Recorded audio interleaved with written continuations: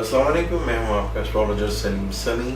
आज हम फिर असेंडेंट लिब्रा पे बात करेंगे। जैसे हमने पहले असेंडेंट लिब्रा और मून पे बात की थी कि अगर लिब्रा ही कहीं आपका असेंडेंट है और मून भी लिब्रा कहीं है तो आपकी शादी की एज मैंने बताई 28 होती है।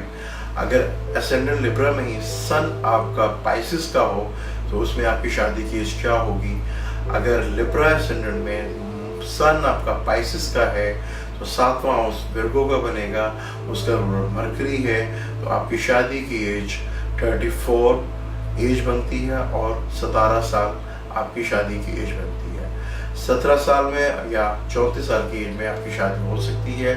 अगर इस समय आपकी शादी नहीं होती तो आप अपने करीबी एस्ट्रोलॉजर से अपना हॉरोस्कोप दिखाएं और चेक करें कि क्या वजह है कि आपकी शादी डिले हुई है।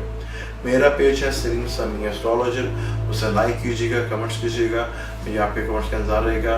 इंशाल्लाह नेक्स्ट टॉपिक हम स्कॉर्पियो पे बात करेंगे। मुझे इजाज़त दें, अल्लाह हाफ़िज़।